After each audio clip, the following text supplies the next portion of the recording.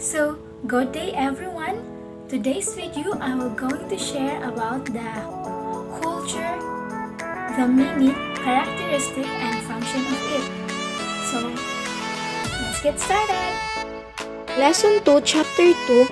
This article provides information about the meaning, characteristics, and function of culture. The customs, traditions, attitude, values, norms, ideas, and symbols govern human behavior pattern, and the members of society not only endorse them but also mold their behavior accordingly. They are the members of the society because of the tradition and customs which are common and which are passed down from generation to generation through the process of socialization. These common patterns designate culture, and it is in terms of culture that we are able to understand the specific behavior pattern of human beings in the social relations. And also, cultural ideas emerge from shared social life.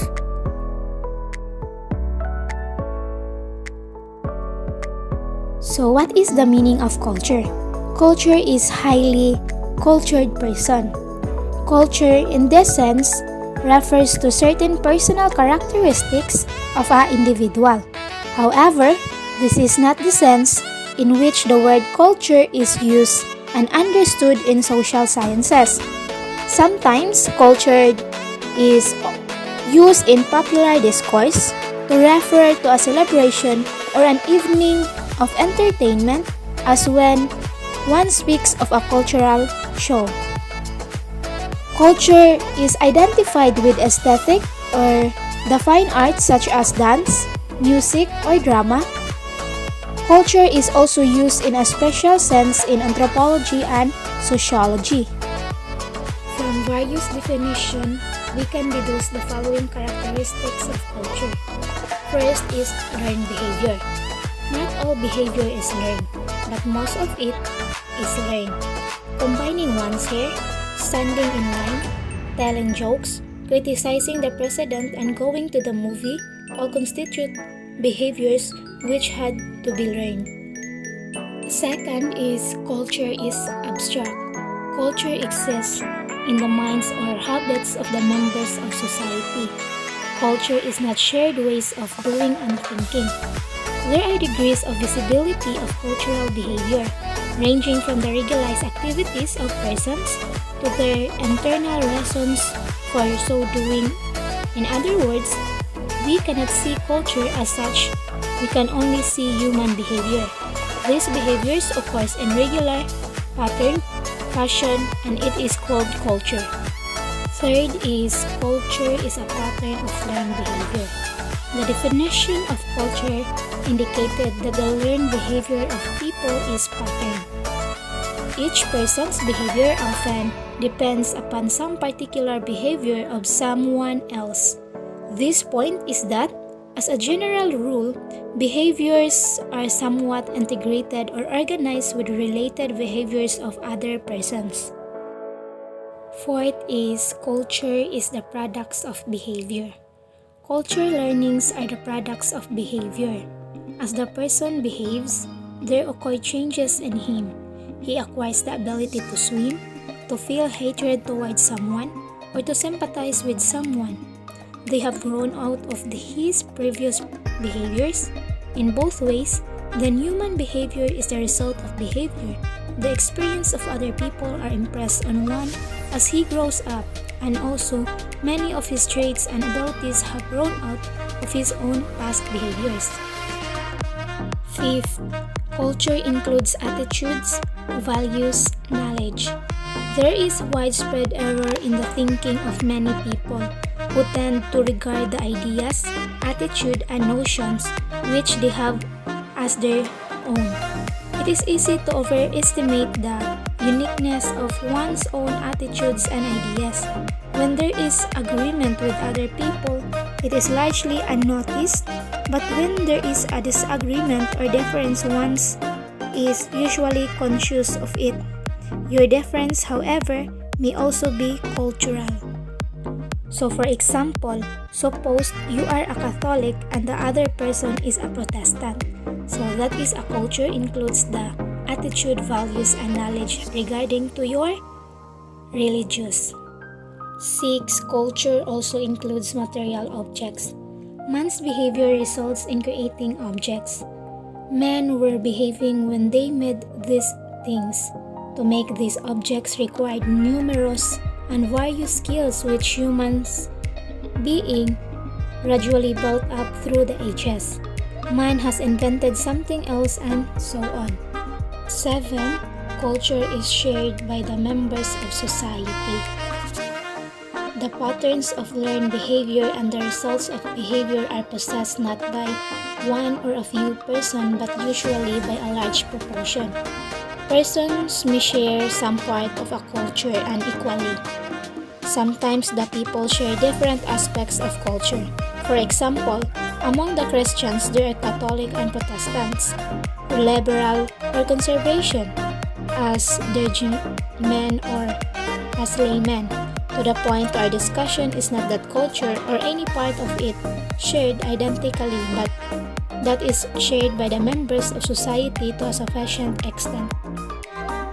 8. Culture is superorganic. Culture is sometimes called superorganic. It implies that culture is somehow superior to nature. The word superorganic is useful when it implies that what may be quite a different phenomenon from a cultural point of view. For example, a tree means different things to the botanist who studies it, the old woman who uses it for shade in the summer afternoon, the farmer who picks its fruits, the motorist who collides with it, and the young lovers who carve their initial in it. 9. Culture is pervasive. Culture is pervasive. It touches every aspect of life. The pervasiveness of culture is manifest in two ways. First, culture provides an unquestioned context within which individual action and response take place. Not only emotional action but relational actions and governed by cultural norms. Second, culture pervades social activists and institutions. So according to Ruth Benedict, a culture, like an individual, is more or less consistent pattern of thought and action. With each culture, there come into being characteristic purposes not necessarily shared by other types of society. In obedience to these purposes, each person further consolidates its experience and in proportion to the urgency of these drives, the heterogeneous items of behavior take more and more congruous shape. 10. Culture is a way of life. Culture means simply the way of life of a people or their design for living. According to Clackhon and Kelly, define it his sense, a culture is a historically derived system of explicit and implicit design for living, which tends to be shared by all or specially designed members of a group. So, for example, the adolescent's cultural behavior can be generalized from regularities in dress, mannerism, and conversation. Implicit culture exists in abstract forms which are not quite obvious. 11. Culture is a human product. It also said culture is not a force. Culture is a creation of society in interaction and depends for its existence upon the continuance of society. So, in short, culture is a human product. It is not independently endowed with life. 12. Culture is idealistic. Culture embodies the ideas and norms of a group. It is a sum total of the ideal pattern and norms of behavior of a group.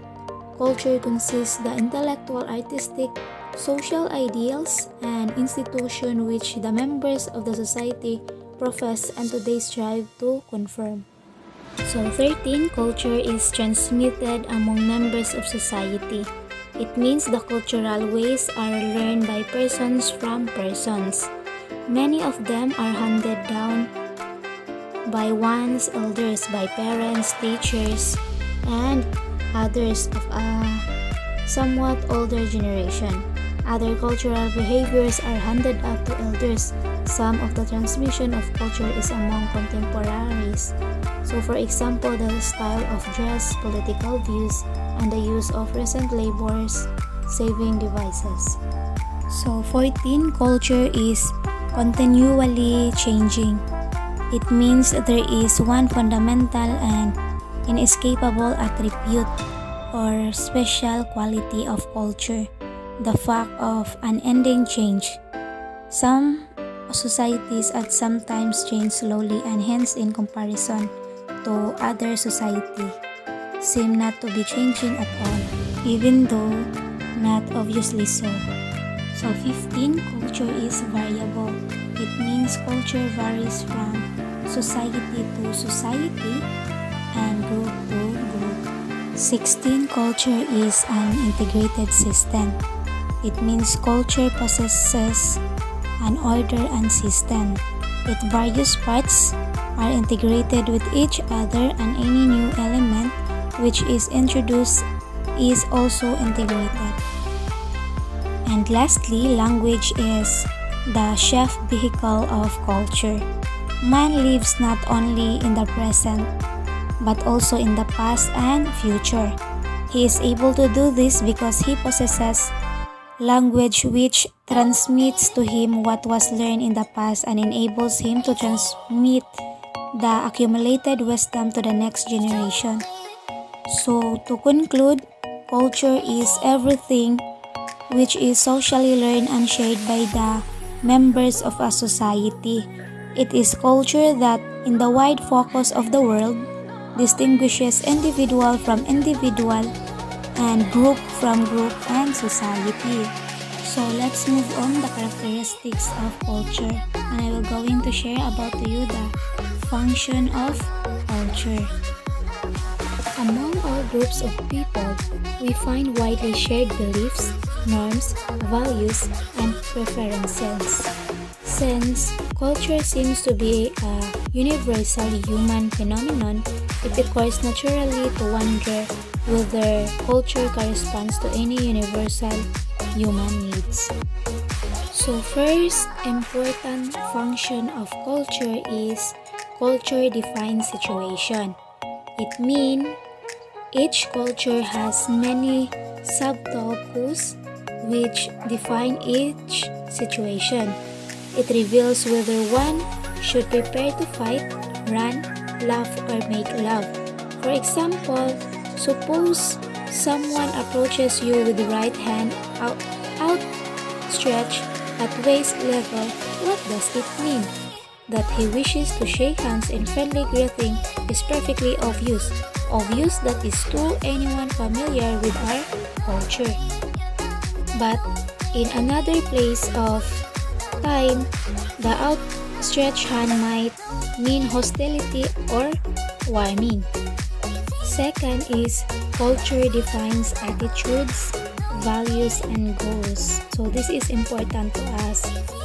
Each person learns in his culture what is good, true, and beautiful. Attitude, values, and goals are defined by the culture, while the individual normally learns them as unconsciously as he learns the language. Attitude are tendencies to feel and act in a certain ways, and the values are measures of goodness or desirability. So third function of culture is culture defines myths, legends, and the supernatural.